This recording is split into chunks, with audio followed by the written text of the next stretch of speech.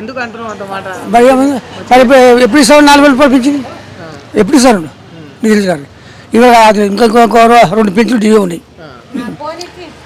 ఇప్పుడు ఎంత వస్తుంది పింఛన్? 2,000 వస్తుంది. 2,000 4,000 వేయాలని బాధపడుతుంది. అంతేగా చెప్పడం ఎందుకు, చెప్పడం ఎందుకు? చెప్పదు కదా అట్లా మాయమాట చెప్పి అతగారికి వచ్చి ఆ మంది మోసం అయితే బాగుండదు కదా. ఒక్కరిని 4 కోట్ల మంది మోసం చేసింది, ఒక్కరిని కాదు. దాన్ని ఒక్కరు మోసం చేస్తే ఏం కాదు, 4 కోట్ల ప్రజలు మోసం చేసింది. మోసం మోసం పచ్చి మోసం. మరి కేసీఆర్ అప్పు చేసినందుకే ఇట్లా అయింది, నాకు ఇబ్బంది అవుతుంది. అప్పు దేని చేసిండు? నాకు నీకు అప్పు ఎందుకు దేని చేసిండు?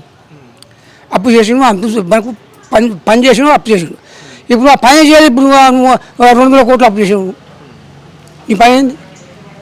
ఎక్కడ కేసీఆర్ చేసిన పనులు ఒక్క తట్ట బట్టి తీసి చేయలేడు. చేసినందుకు ఇప్పుడు 2 ఏళ్లలో ఏం కాలేదు. ఏమైంది చెప్పు?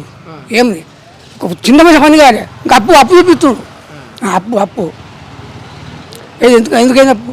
ఇప్పుడు పింఛన్ పెంచలేదు, పింఛన్ ఇచ్చినామా పెంచలేదు. నేను అప్పు చేసినామా చేయలేదు. మా అప్పు ఎట్లయింది? నువ్వు బస్సులో పిలి పెట్టుకున్నాడు అది ఎందుకు? ఎందుకు ఆటలో పిలి పెట్టి మా అమ్మ ఇంట్లో ముంచబడుతుంది. రావేముందా?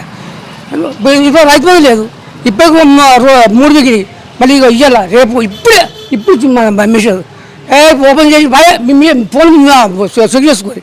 పిస్తలు ఏం లేవాళ్ళ మొత్తం. నువ్వు చేసింది ఏంది? ఇందిరమ్మ రాజ్యం తీసుకొస్తా వాడు ఇందిరమ్మ రాజ్యం చేయడు. ఇక ఉంది ఈ రాష్ట్రం అమ్ముకుని పోతున్నాడు. మొత్తం అమ్ముకుని పోతాడు. అమ్ముకుని పోతాడు. నువ్వు అమ్మని మనిషి వెతికిచ్చేట్టు పోనీ. నువ్వు 6 మాటలు చెప్పినావు. 6 420 అవన్నీ నువ్వు విడిచిపెట్టు. 6 ముఖ్యమని చెప్పినావు. నువ్వు చేసింది ఏంది? 6 ఇట్లా ఇప్పుడు పెంచి మీద ఆధారపడ్డ బతుకులు చాలామంది ఉన్నారు, ఒక్కని కాదు.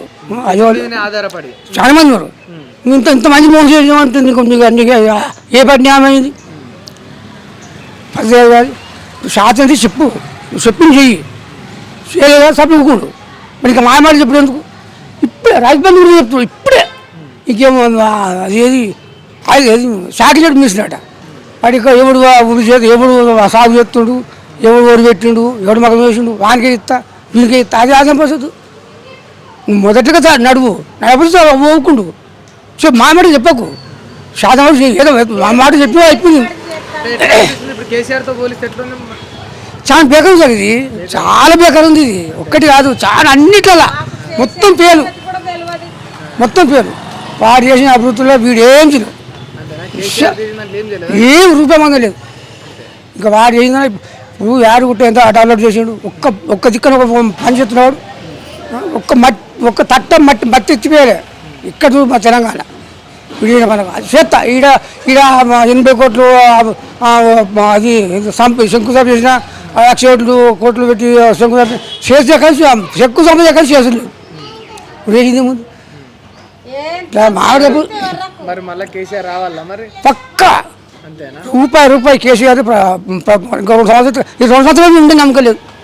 సార్ బేకర్ ఇట్లా కేసీఆర్ వస్తే మంచిగా అవుతుందా? మరి పక్క వాడిసిన అప్పులు మొత్తం తీసేస్తాడు. అప్పులు ఇస్తాడు. పనులు కూడా మంచి అభివృద్ధి పడితే మనకు తెలంగాణ బాగుపడేదే బాగుంది. కేసీఆర్ తెచ్చింది, కేసీఆర్ బాగుపడుతుంది. మళ్ళీ కూడా వస్తే కేసీఆర్ బాగుపడుతుంది. మంచిది. Okay sir.